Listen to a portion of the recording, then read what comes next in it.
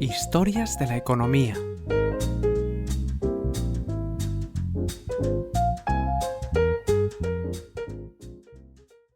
Episodio 194. Auge y caída de Hooters, la polémica cadena de restaurantes famosa por los uniformes de sus camareras.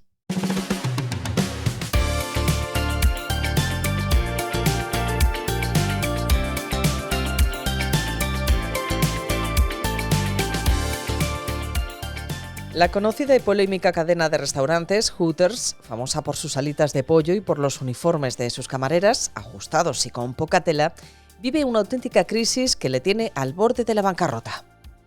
La compañía, que llegó a tener más de 400 restaurantes en todo el mundo, ha cerrado decenas de establecimientos en los últimos meses, los menos rentables, y ahora estudia acogerse a la ley de bancarrota ante los problemas con la deuda acumulada y la caída de clientes y de ingresos. Esta crisis no solo tiene que ver con su modelo de negocio, considerado sexista y desactualizado por sus críticos, sino que también responde a los problemas del sector de la restauración, ahogado por la elevada inflación que ha disparado el precio de los menús, así como también los problemas financieros y las interrupciones en las cadenas de suministro que afectan a los establecimientos. Y es que a pesar de que la polémica ha acompañado a la cadena Hooters desde que nació y de que ha logrado sobrevivir a los cambios sociales y culturales, nunca había estado en una situación tan grave como la actual. Los responsables de la compañía confían en poder reestructurar la situación y salvar el grupo, pero la posibilidad de cerrar definitivamente ahora es real.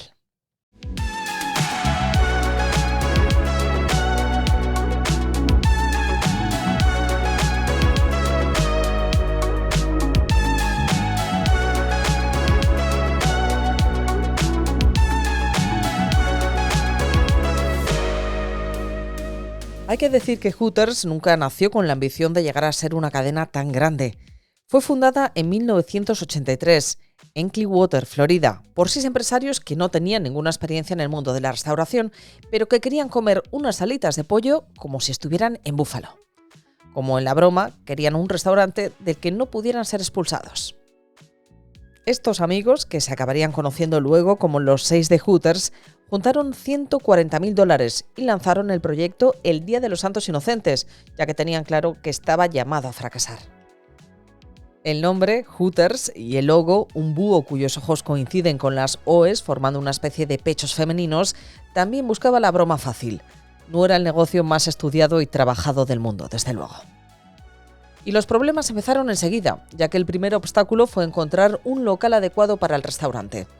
Acabaron adquiriendo un antiguo club nocturno tras una acalorada guerra de ofertas con una compañía que quería construir un vertedero. En ese mismo edificio se habían ubicado tantos negocios que terminaron fracasando que levantaron un pequeño cementerio en la entrada que recordaba a cada uno de ellos. El interior estaba decorado con recuerdos de Waverly, en Iowa, la ciudad natal de alguno de los fundadores.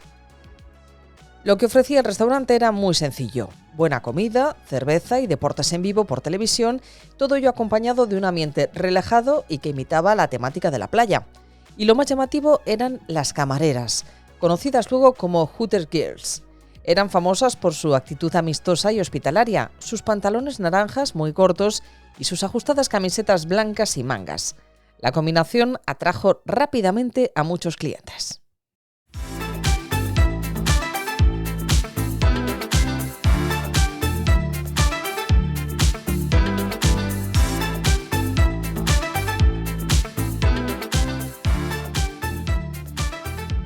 El éxito fue tan grande, a la par de inesperado, que los fundadores vendieron la compañía a finales de 1984, con poco más de un año de vida.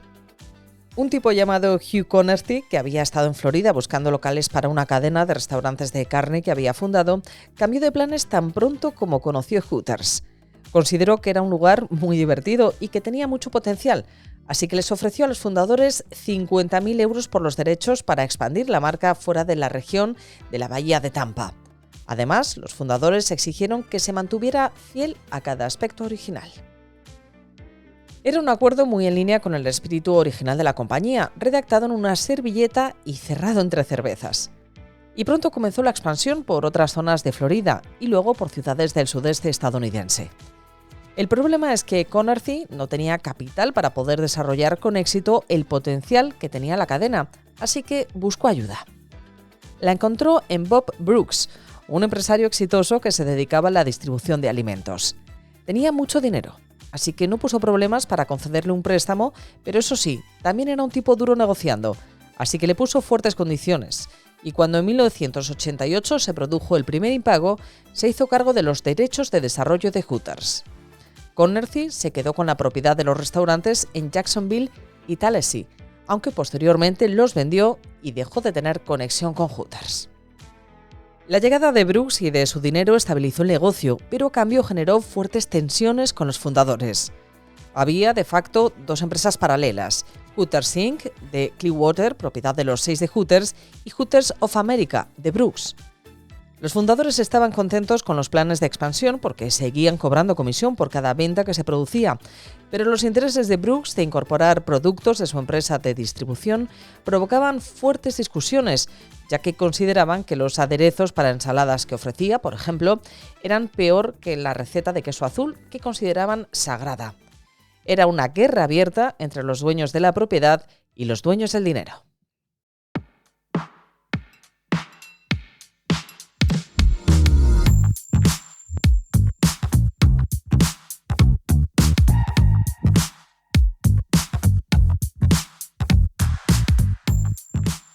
Otro problema fue el uniforme de las chicas.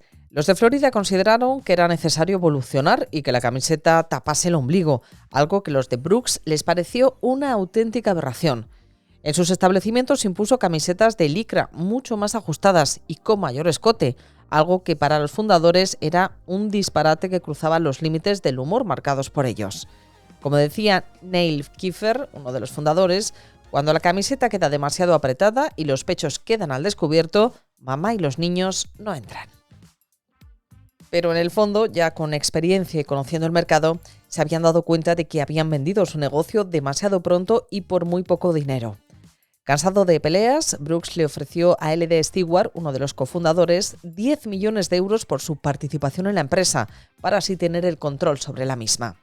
Sin embargo, el resto de fundadores denunciaron el acuerdo, ya que tenían derecho de preferencia para comprar las acciones y lograron así mantener en los juzgados el control de la compañía. Los enfrentamientos y las denuncias cruzadas en los juzgados acabaron repercutiendo en el negocio, frenando el ritmo de expansión, ya que nadie se atrevía a invertir en una compañía con un ambiente tan negativo. Tras tantos años de enfrentamientos y con el negocio amenazado, las relaciones se suavizaron y finalmente en 2001 llegaron a un acuerdo. Brooks pagó $60 millones a los fundadores, que mantuvieron el control sobre los restaurantes de la bahía de Tampa, Chicago y Manhattan. Tras ese pacto también llegaron los elogios mutuos sobre las acciones del pasado. Reconocieron la importancia de los calendarios de las chicas Hooters, ideas de los fundadores, y también la visión de Brooks para apostar por los patrocinios deportivos.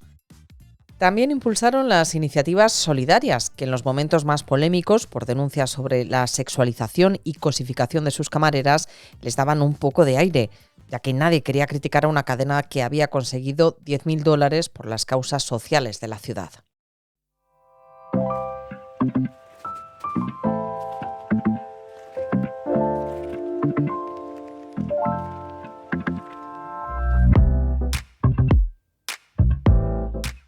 Sea como fuere, la polémica no afectaba al crecimiento ni al éxito de la cadena. En sus momentos de mayor auge, antes de la crisis de 2008, llegaron a contar con su propia aerolínea, Hooters Air, tras adquirir Pace Airlines en 2002 por $40 millones. Destacaba por contar con Hooters Girls a bordo, acompañando a la tripulación habitual y también por ofrecer servicios especiales a jugadores de golf. A pesar de que muchos clientes la consideraban una aerolínea de bajo coste, sin serlo, finalmente en 2006, y con la consecuencia del encarecimiento de los combustibles, cesó su actividad y Pace Airlines retomó el control. Casi en la misma época, la compañía ponía en marcha otra iniciativa, el Hooters Casino, en Las Vegas. Estaba ubicado frente al famoso Strip de la ciudad y contaba con un hotel de 696 habitaciones y 9 bares y restaurantes. Su gran atractivo era la decoración, en línea con la cadena, y por supuesto, la presencia de las Hooters Girls. Sin embargo, inaugurado a las puertas de la crisis económica, nunca logró despegar. En 2011, la compañía dio entrada a un socio que aportó $60 millones para seguir adelante, hasta que en 2019 vendieron la propiedad al gigante indio Oyo, considerado la tercera mayor cadena hotelera del mundo por número de habitaciones. Ingresaron con la operación unos $100 millones y además conservaron el restaurante, que es el Hooters más visitado del mundo y que abre 24 horas al día.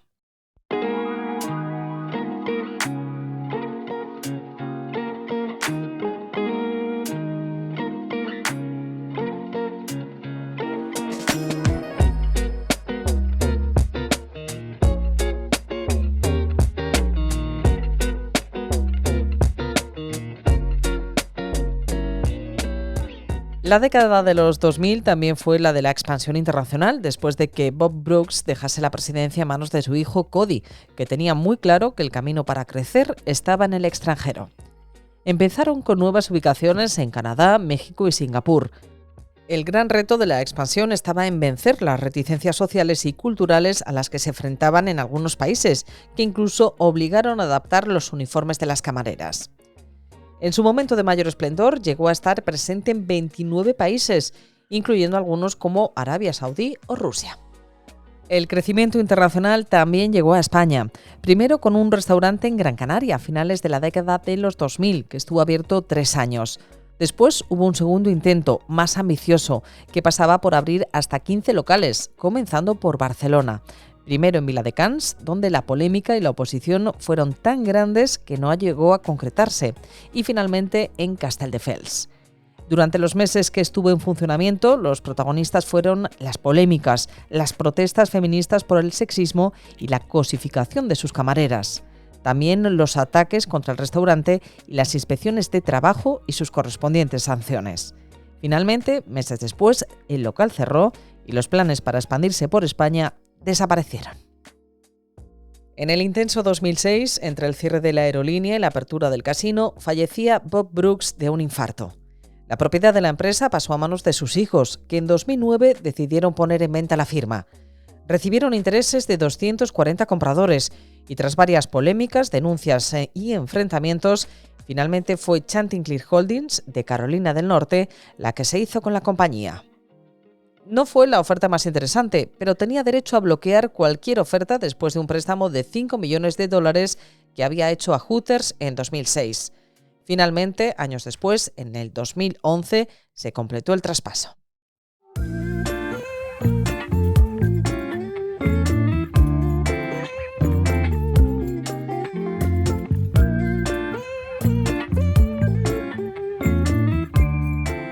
Durante esa etapa lanzaron un nuevo concepto de restaurante, Hoots, más cercano a la comida rápida para llevar, que apenas tenía asientos en el local y que prescindía de sus icónicas y polémicas camareras. El personal llevaba un uniforme mucho más discreto.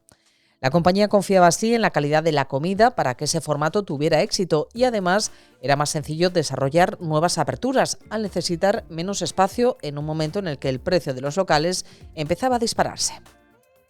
Sin embargo, el nuevo dueño de la firma nunca tuvo especial interés en mantener la marca y fueron varias las veces que la puso en venta, hasta que se consumó en 2019. Ese año fue adquirida por el fondo local North Bay Capital con el apoyo de Triartisan Capital. En aquel momento los ingresos superaban los $800 millones, una cifra relevante, pero lejos de los 1.500 que llegó a registrarse en sus mejores momentos. No se sabe qué va a pasar con la cadena. Hay rumores de que los fundadores originales podrían tratar de rescatarla. Pero la realidad es que la sociedad ha cambiado. Ya no es tan fácil lidiar con un negocio que tiene como principal reclamo el uniforme de sus camareras y cada vez exigen más igualdad y un trato más justo y respetuoso hacia los trabajadores.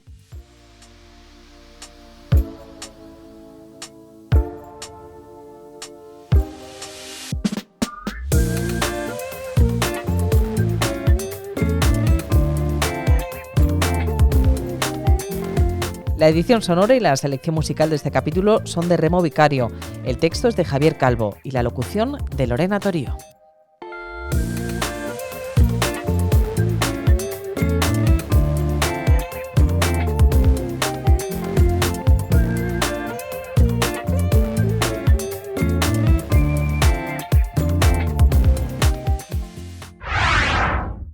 Economista Podcast.